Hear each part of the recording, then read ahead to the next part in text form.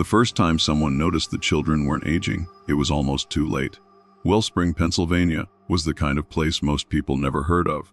Tucked between forgotten mountains and long-faded railroad lines, it wasn't marked by anything except an old grain mill, a shuttered shoe factory, and a diner called Eddie's that still served pie from cans. But in late autumn of 1991, it would be remembered forever for what was found buried beneath the Folling estate. Howard and Marion Folling arrived in Wellspring in the spring of 1986. They bought the largest house in town, the Whitcomb property, a sprawling 3-story colonial on Alder Ridge, long believed to be cursed after a family of 7 vanished from it in 1954. But the Follings, with their impeccable manners and substantial bank account, brought the place back to life. Marion was a former pediatric nurse, Howard, a retired theology professor with an unsettlingly calm demeanor. They told townspeople they had come to Wellspring seeking quiet, simplicity, and purpose. Within the first year, they adopted 3 children. People noticed, of course. Adoption wasn't unheard of, but 3 in a single year. Still, no one questioned it openly.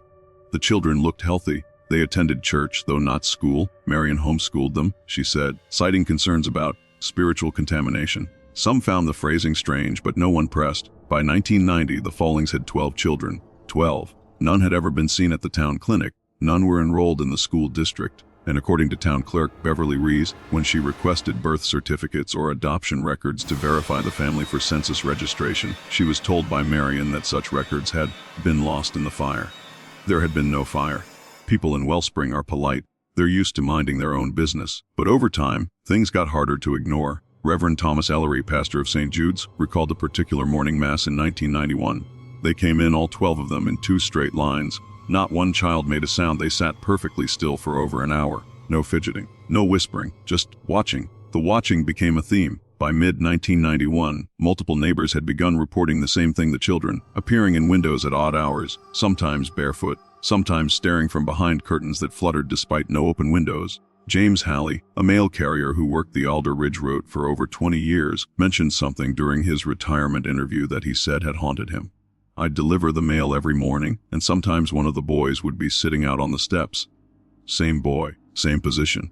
Every time. Never said a word. One day I asked his name. He didn't answer, just looked at me with these flat, empty eyes, and I remember thinking, this kid's been 8 for 5 years. I laughed it off. Now, I wish I hadn't. There was no record of any of the Folling children with the state, no medical files, no school enrollment, no child welfare visits. It was as if they didn't exist. In September of 1991, Dr. Elise Madden, a newly arrived pediatrician from Scranton, submitted a confidential concern to Child Protective Services. She had seen 2 of the Folling children at Eddie's diner with Marion, and claimed their skin had an odd pallor, as if they had never been in sunlight.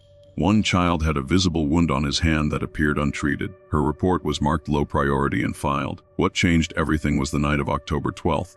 At 11:37 p.m., the Wellspring Fire Department received a call from a panicked young woman named Sarah Greaves, who lived 2 houses down from the Follings. Her voice was shaking as she spoke. They're burning something in the backyard. It's big. There's chanting. I don't know if it's a bonfire or a person. Please come. When fire crews arrived, there was no fire, no smoke.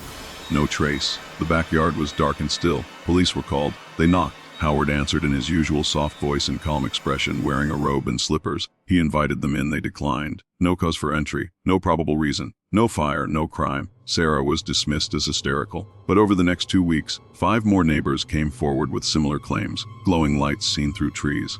Strange singing. Shadowed figures standing perfectly still just beyond the tree line. A week later, Sarah disappeared. She was last seen leaving her job at the post office. Her car was found, engine still running, on the side of County Route 6. Her purse was in the passenger seat, keys in the ignition. No signs of struggle, just gone. Detective Nolan Briggs was assigned to her missing person case. Something about that road always bothered me, he said in his report. It runs right past the back edge of the Folling property. It's dense there. Trees packed so tight you'd miss a whole damn barn if it stood 10 feet in. But something told me to look. He filed a request for a property inspection. It was denied. No warrant. No probable cause, until the dog was found. 6 days after Sarah vanished, a search party discovered a mutilated black lab in the woods near Alder Ridge.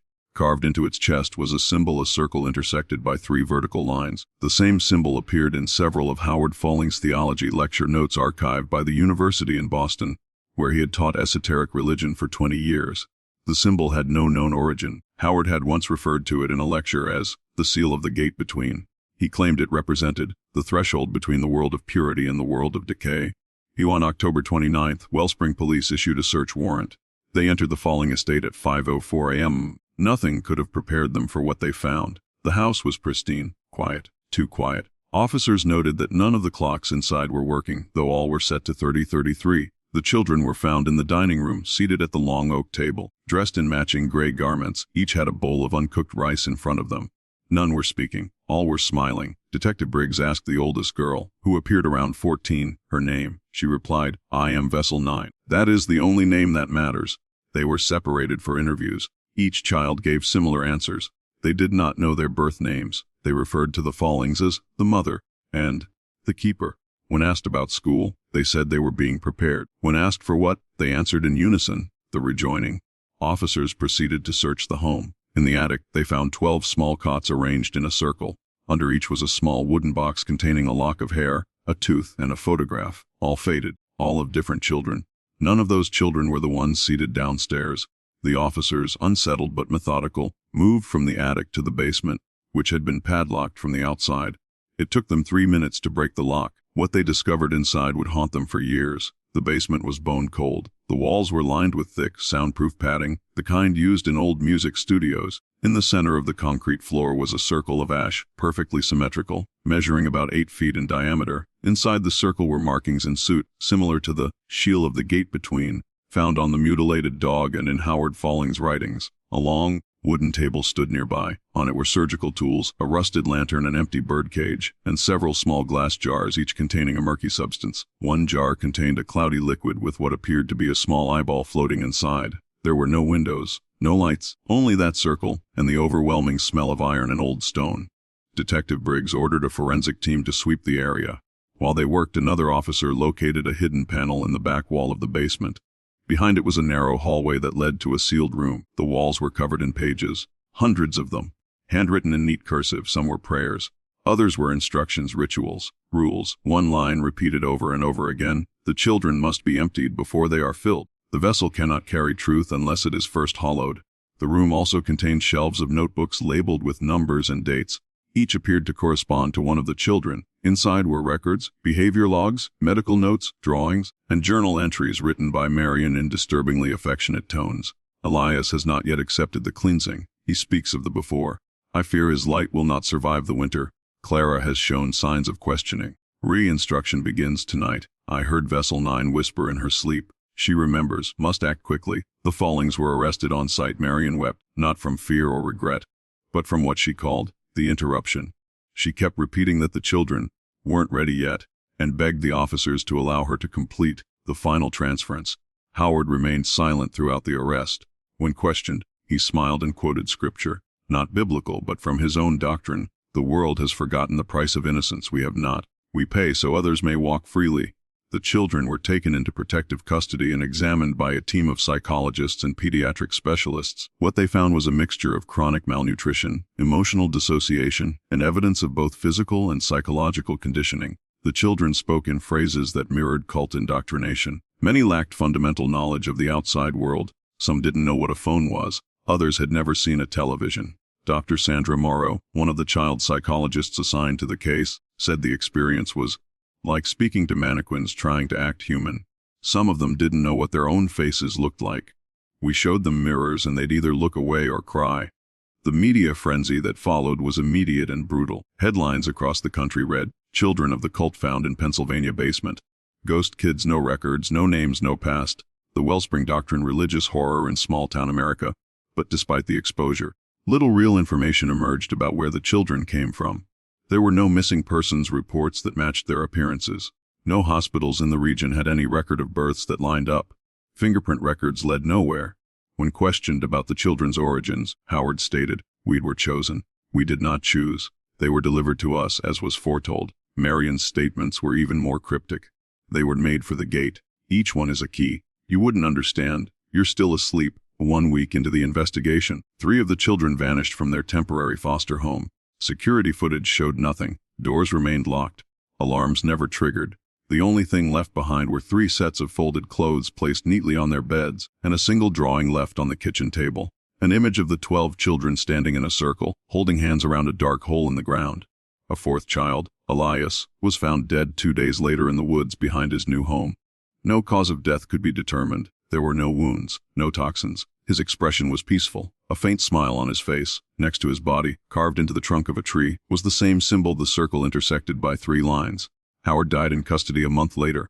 According to prison staff, he passed away in his sleep. The coroner's report listed natural causes, but his body was found with that same symbol carved into his chest, done post-mortem. There was no sign of forced entry, no tools found, no suspects. Marion refused to eat for several weeks. She eventually slipped into a coma and died quietly in the psychiatric hospital where she had been committed. Her final words, according to the nurse present, were whispered through cracked lips. "They're almost through." The gate opens from the inside. Authorities closed the case in early 1992, citing lack of evidence, missing persons, and no living suspects. Public interest waned over time, as it often does, but the residents of Wellspring never forgot. They locked their doors a little tighter. They avoided Alder Ridge. They stopped talking about the past. The Whitcomb estate was demolished in 1995. In its place, a memorial park was built with funding from anonymous donors. At the center of the park is a sculpture of 12 figures, faceless children holding hands in a circle, staring at a hollow indentation in the earth beneath them.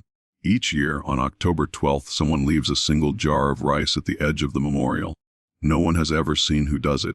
In the months following the collapse of the Folling case, the state launched a joint investigation between the Department of Human Services and the Bureau of Missing Persons. Their goal was simple: to identify the origins of the 12 children, recover the 3 who had vanished, and understand how 2 educated adults had created and concealed such a calculated nightmare for nearly a decade. What they found instead was a void. The children's DNA didn't match any known relatives in domestic or international databases. No matches with missing persons, no hospital birth records, no social security numbers. Even more disturbingly, several of the children showed signs of having undergone surgical procedures, appendectomies, dental extractions, and even scar patterns consistent with bone marrow biopsies. But none had any official medical history. It was as if they had appeared out of nowhere. Dr. Andrew Stenger, a forensic genealogist brought in to consult, called it the cleanest erasure of origin I've ever seen. When questioned further, some of the children would refer to their lives as before the circle and after the voice. They spoke in hushed tones about a figure they called the quiet man, who, according to them, stood at the edge of their dreams and told them when it was time to forget. One of the older boys, known only as Jacob, gave a particularly chilling account during a therapy session. "He comes when the moon is gone. He takes your name and hides it under the house. If you find it again, you scream forever. That's why we don't remember." The voice told us not to remember. Therapists initially dismissed these stories as psychological trauma, defense mechanisms, but patterns began to form. Multiple children described the same events, the same language, the same rituals: a room underground, a circle of salt, a hand that would write on the walls in suit. They also spoke of a book, the Hollow Scripture, a massive, hand-bound volume kept in the basement by Howard. It contained the rules, the teachings, the stories of those who came before. Despite an exhaustive search, the book was never found. The investigative team considered the possibility of a wider cult network, but no ties could be found. Howard's past showed no criminal history, no known affiliations with extremist groups. Marion had glowing letters of recommendation from 3 hospitals across different states. Their financial records, though incomplete, did not suggest trafficking or outside payments. They were, in every measurable way, ghosts, ordinary people with extraordinary darkness buried beneath their skin. In December of 1992, the Folling children were quietly relocated to various protected facilities across the northeastern United States. The official narrative, one carefully constructed by legal teams and child advocacy agencies, stated that they had been victims of extreme religious abuse, but no charges of homicide or organized cult activity were ever filed. That's when the letters started arriving. Over the span of 6 months, at least 4 state officials involved in the case received handwritten envelopes with no return address. Inside each was a single page torn from an old book smeared with ash. One read, "They were not yours to keep." Another, "Vessel 9 remains unemptied. The balance is undone." The most disturbing letter was received by Detective Nolan Briggs. It contained a photograph, aged, grainy, and colorless. In it, 12 children stood around a large pit. The angle was high, as though the photo was taken from a tree. They were all smiling. One child was pointing downward. At the bottom of the pit was what appeared to be a 13th child, curled in the fetal position, covered in dirt. No fingerprints were found on the envelope. The postmark was blurred. Briggs retired 6 weeks later. In an unpublished memoir recovered after his death, he wrote, "I used to believe evil was loud, guns, screams, fire. But the worst evil I ever met was silent. It sang lullabies. It gave hugs. It baked cookies and smiled while it hollowed out a child's soul." A decade passed. The story faded from public memory, replaced by new tragedies, new scandals, new monsters. until 2003. In the woods outside of Mill Hollow, a town 80 miles east of Wellspring, a hunter stumbled upon a campsite, long abandoned, overgrown with moss. Beneath a pile of stone, he found a metal lockbox. Inside was a book, bound in blackened leather. On its cover was the same symbol found at the Folling estate, the circle intersected by 3 vertical lines. Inside were dozens of pages written in the same handwriting identified in Marion Folling's journals. Only now the voice wasn't instructive. It was pleading. They are waking. I see them in reflections. I feel them under the floorboards. The rejoining was not completed. The 13th was never sacrificed. She still remembers. No trace of the campsite's occupant was ever found. In response to the discovery, Wellspring authorities reopened several portions of the Folling case under sealed review. Most of the findings were classified, but leaks suggested that 3 more children had disappeared from foster homes in other states, each with a history of dissociative behavior, each previously unlinked to the Folling children. One of them left behind a journal.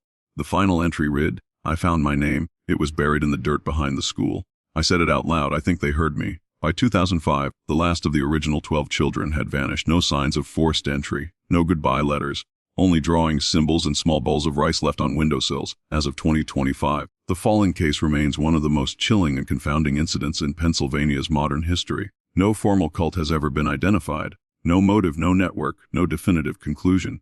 And yet the legend lives on. Residents of Wellspring claim that every October, a figure in gray robes walks the perimeter of the memorial park at night.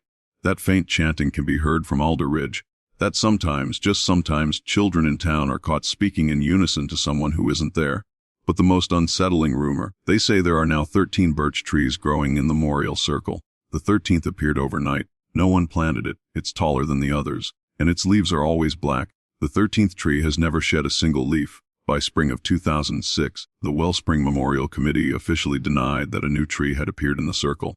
"There are 12, the spokesperson said. "There have always been 12. But photos from previous years showed otherwise. In the 2005 commemorative pamphlet, only 12 trees are visible. By the next year's edition, there were 13. Some locals began leaving offerings at the base of the new tree, jars of rice, folded paper dolls, and hand-drawn symbols matching those found in the Follings' basement. The town quietly discouraged it. The memorial was meant to be solemn, respectful, not inviting. In 2007, a documentary crew from New York visited Wellspring to film a short piece on the Folling case. They stayed in town for 4 days. On the 5th morning, they were gone. Their rental van was found abandoned on Route 31, facing the direction of the memorial park. All the equipment was left inside. Cameras, hard drives, all wiped clean. The only thing they left behind was a handwritten note taped to the inside windshield. Some names should stay forgotten. Over the next 5 years, Wellspring experienced an inexplicable increase in child disappearances. 7 in total, all between the ages of 7 and 11, all reported missing between October 10th and October 14th. In each case, the child's last known location was within 5 miles of the park. Authorities found no leads, no suspects, no patterns. Until 2013, a man named Travis Kendall was arrested in Buffalo, New York, after attempting to abduct a young girl from a public park. His car was searched. Inside were maps, grainy black and white photos, and a worn leather-bound book filled with handwritten text. At first, investigators assumed it was a manifesto, but forensic linguists matched the handwriting to none other than Howard Folling. The contents of the book were never released to the public, but an unnamed source within the Buffalo Police Department stated that it contained instructions, detailed rituals, and geographical coordinates pointing to areas across Pennsylvania, New York, and Vermont. When questioned, Kendall stated calmly, "I am not the shepherd. I am the vessel. The shepherd will return when the 13th is made empty." No charges stuck. The girl was unharmed. Kendall was declared mentally unfit for trial and committed to a state hospital, where he remains to this day. He has not spoken another word. Following this, the FBI quietly reopened the Folling investigation under the codename Project Hollow. Their findings remain classified, but rumors circulated of recovered documents referencing a doctrine known as the 12 Keys, and something called the Chamber Beneath the Gate. Speculation grew online in obscure forums, some believing the Follings were part of a larger, ancient cult that predated modern history. Others suggested supernatural origins, but one theory spread more than any other, that the Follings had not found the children, they had made them. A now-deleted blog post from 2015 claimed to have discovered a lab report hidden in a scanned adoption file from a Pennsylvania courthouse.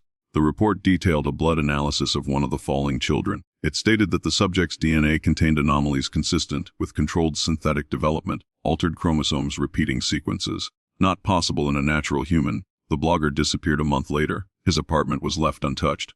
Computer wiped, phone disabled. The only clue was a single sticky note left on his desk. 13. It always ends at 13. In 2019, a schoolteacher named Marla Duval in St. Augustine, Florida, reported a new student who had transferred mid-year. No record of enrollment. No parents ever picked him up. She claimed he would often sit alone at recess drawing symbols in the dirt. One day, she asked him what they meant. He smiled and said, "They keep me empty. That's how the light gets in." That she reported it to the school counselor. By the time they checked, the boy was gone. The office had no record of his registration. The desk was empty. He had never existed. Security footage showed nothing. Only a slow fade of the screen at 3:33 p.m. The final report on the Folling case was released to the public in 2022. A heavily redacted 312-page document, most of it covered in black ink. What remained was a list of names, 12 children whose identities were never recovered, and the following statement: the possibility of organized belief systems built on ancient ritualistic behavior remains an ongoing concern. Protective measures should be considered when dealing with recovered minors lacking formal identity, especially those found near previously documented locations. Pattern recognition remains inconclusive. No further comments were issued. Today, the Wellspring Memorial still stands. The 13th tree now dwarfs the others. Its bark remains pitch black, smooth and unbroken. Botanists have studied it. They can't explain why it doesn't age like the others, why its leaves don't fall, why no insects ever land on it. Every October, someone places 12 child-sized shoes in a ring around its base. Different shoes each year. Never the same pair twice. No one sees who does it. No cameras catch it. But every year, they appear. On the morning of October 12th, the people of Wellspring have stopped asking questions. They don't visit the memorial anymore. The town budget cut its maintenance funding in 2020. Grass grows tall now. The fence has rusted. Only the tree remains, still, watching, waiting. Some say if you visit on the night of a new moon and stand at the center of the ring, you'll hear 12 children whispering from the roots. Others say that if you wait too long, a 13th voice will whisper back, and it won't be yours anymore. This has been the Ghastly Tales. We tell the stories others are too afraid to say out loud. Until next time, stay vigilant, and never speak your name where something might still be listening.